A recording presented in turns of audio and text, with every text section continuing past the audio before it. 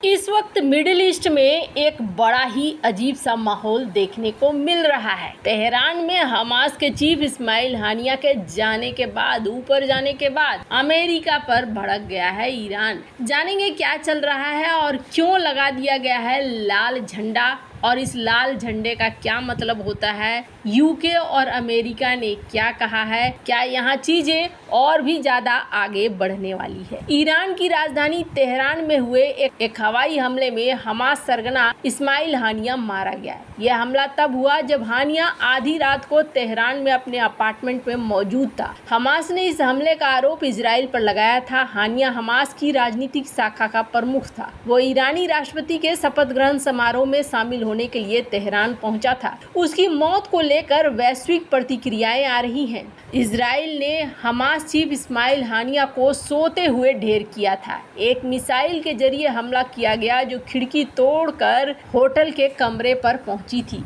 Israel और Iran के बीच तनाव बढ़ने की आशंका है। कहा जा रहा है कि ईरान के सुप्रीम लीडर ने इजराइल पर हमले का आदेश दे दिया है। इजरायली वायुसेना के प्रमुख मेजर जनरल तोमर बार ने कहा है कि एयरफोर्स किसी भी परिदृश्य के लिए तैयार है। उन्होंने कहा कि हम ऐसे किसी भी व्यक्ति के खिलाफ कार्रवाई करेंगे जो इजराइल राज्य के नागरिकों को नुकसान पहुंचाने की योजना बना रहे हैं। हमारे लिए हमला करने के लिए कोई जगह बहुत दूर नहीं है। प्रधानमंत्री बेंजामिन नेतन्याहू ने चेतावनी दी है कि आगे चुनौतीपूर्ण दिन आने वाले हैं। उन्होंने कहा कि बेरूत में हमले के बाद से हर जगह से धमकियां मिल रही है। हम हर परिदृश्य के लिए तैयार हैं और हर खतरे के खिलाफ एकजुट और दृढ़ संकल्प के साथ खड़े रहेंगे। नेतन्याहू ने कहा कि पिछले कुछ समय में उन पर युद्ध को समाप्त करने के लिए घरेलू और विदेशी स्तर पर दबाव डाला जा रहा है। मैंने तब उन आवाजों के आगे घुटने नहीं टेके थे, अब भी नहीं झुकूंगा। लेबनान के संगठन हिजबुल्लाह ने बेरूत हमले के एक दिन बाद अपने सबसे वरिष्ठ कमांडर फुआद शुकर की मौत की पुष्टि की। मंगलवार शाम को हमले के बाद आईडीएफ ने कहा था कि शुकर की मौत हो गई है। शुकर गोलन हाइट्स पर किए गए रॉकेट हमले के लिए जिम्मेदार था, जिसमें 12 बच्चे मारे गए थे। अरब मीडिया आउटलेट अमवाज ने ईरानी सूत्रों के हवाले से दावा किया है कि हमास चीफ इस्माइल हानिया की हत्या ईरान के राष्ट्रपति निवास में की गई थी। रिपोर्ट में दावा किया गया कि हानिया के फलस्तीनी अंगरक्षकों ने उनके बारे में जानकारी लीक की। हमास के वरिष्ठ अधिकारी खलील अल हया ने तेहरान में एक प्रेस कॉन्फ्रेंस के दौरान कहा कि उनका समूह और ईरान क्षेत्रीय युद्ध नहीं चाहते हैं। हालांकि उन्होंने जोर देकर कहा कि हानिया की हत्या एक ऐसा अपराध है जिसकी सजा मिलनी चाहिए। तेहरान में इस्माइल हानिया की हत्या के बाद मिल रही धमकियों के बाद इजराइल के प्रधानमंत्री बेंजामिन नेतन्याहू ने सुरक्षा कैबिनेट की बैठक बुलाई है। टाइम्स ऑफ इजराइल ने एक अधिकारी के हवाले से बताया है कि सैन्य मुख्यालय में उच्च स्तरीय सुरक्षा कैबिनेट की बैठक शुरू हो गई है। इस बैठक में हमास और हिजबुल्लाह के प्रमुख नेताओं की हत्या के बाद संभावित प्रतिक्रियाओं पर चर्चा होने की उम्मीद है। इजराइल के विदेश मंत्री इजराइल काट्ज ने दर्जनों विदेश मंत्रियों को एक पत्र लिखा है, जिनमें उनसे हिजबुल्लाह के हमलों को तत्काल रोकने, लिटानी नदी के उत्तर में इनकी वापसी और यूएनएससी के प्रस्ताव में 1701 के अनुसार निशस्त्रीकरण की अपील की है। उन्होंने कहा कि इजराइल पूर्ण युद्ध में दिलचस्पी नहीं रखता है, लेकिन इसे रोकने का एकमात्र तरीका प्रस्ताव 1701 का तत्काल कार्यान्वयन है। काट्ज ने यह भी कहा कि हिजबुल्लाह के सैन्य प्रमुख फुआद शुकर पर हमले ने एक स्पष्ट संदेश दे दिया है कि जो कोई भी हमें नुकसान पहुंचाएगा, हम उसे बहुत ताकत से नुकसान पहुंचाएंगे। वैसे आपको बता दें, ईरान इस मामले में अपना गुस्सा भड़का रहा है अमेरिका के ऊपर, और यहाँ पर ईरान ने भी ये कहा है कि हम निशाना बनाएंगे। अब हो सकता है कि ईरान भी मिसाइल और ड्रोन के जरिए हमला कर दे। न्यूयॉर्क टाइम्स के मुताबिक ईरान के सुप्रीम लीडर अयातुल्ला खामनेई ने हमले का आदेश दिया है कि संभव है इजराइल के खिलाफ बड़े पैमाने पर मिसाइल और ड्रोन लॉन्च देखा जाए। हालांकि इस बार सिर्फ ईरान ही नहीं बल्कि यमन के हुती विद्रोही, इराक में इस्लामी प्रतिरोध और सीरिया के लड़ाके भी शामिल हो सकते हैं।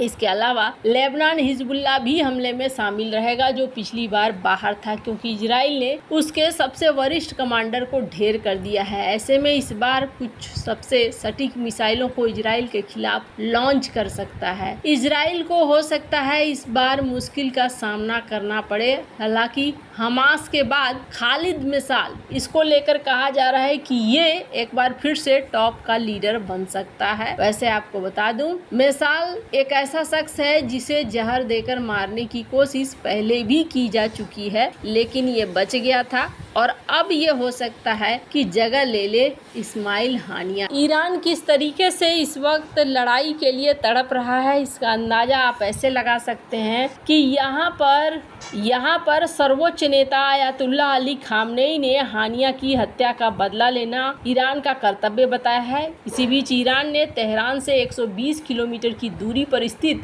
जमकारान मस्जिद पर बदले का लाल झंडा लगा दिया है। ईरानी मीडिया में जमकारान मस्जिद पर झंडा लगाने की तस्वीरें और वीडियो सामने आए हैं। इस मस्जिद पर झंडा लगाने का मतलब है कि ईरान ने युद्ध का ऐलान कर दिया है। इस झंडे के बारे में और जानकारी से पहले आपको बता दूं, इजराइल से बदला लेने के बारे में सर्वोच्च नेता खामनेई ने क्या कहा है। ईरान की सरकारी मीडिया के अनुसार खामनेई ने कहा है कि हानिया की हत्या करके अपराधी यहूदी शासन ने अपनी सजा का आधार तैयार कर लिया है। उन्होंने आगे कहा कि हानिया हमारे प्रिय मेहमान थे जिनकी हमारी जमीन पर हत्या कर दी, उनका बदला लेना हमारा कर्तव्य है। जमकारान मस्जिद पर इस झंडे को बदले का झंडा कहा जाता है। ये तब फहराया जाता है जब ईरान किसी की मौत का या बदले लेने के लिए हमले का ऐलान करता है। 3 जनवरी 2022 को ईरानी कुद्स फोर्स के शीर्ष कमांडर जनरल कासिम सुलेमानी की हत्या के बाद जमकारान मस्जिद पर लाल झंडा लगाया गया था। सुलेमानी इराक में एक अमेरिकी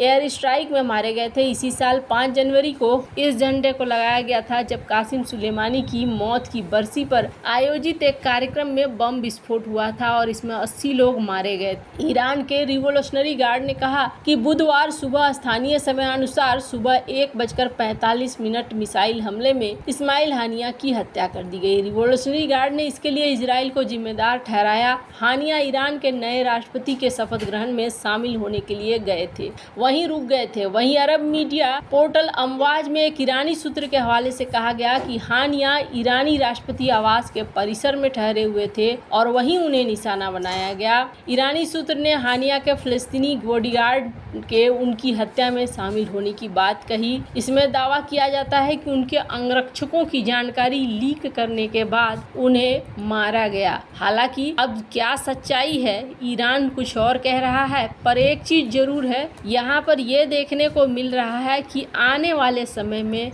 एक युद्ध रखा हुआ हो सकता है। हालांकि अमेरिका और यूके दोनों ही इस वक्त कह रहे हैं कि ऐसा न हो, इस युद्ध को और ज़्यादा न भड़काया जाए और शांति से इस मसले को हल किया जाए। हालांकि अमेरिका अक्सर ऐसा ही करता है। संयुक्त राष्ट्र में ईरानी प्रतिनिधि ने कहा कि ये अमेरिका की जिम्मेदारी है कि वो अपने रणनीतिक सहयोगी और क्षेत्र में इजरायली सरकार के मुख्य समर्थक उसके खौफनाक अपराधों को अनदेखा नहीं करे। उन्होंने कहा कि इजराइल इस हमले के जरिए राजनीतिक लक्ष्य का पीछा कर रहा है। उसका ईरान की नई सरकार को नाकाम करने का इरादा है। ईरान के इस बयान के बाद विश्लेषकों की ओर से आशंका जताई जाती है कि अमेरिका के साथ उसका तनाव और बढ़ सकता है। हूती और इराकी मलेशिया और भी अमेरिकी जहाज़ों को निशाना बना सकते हैं।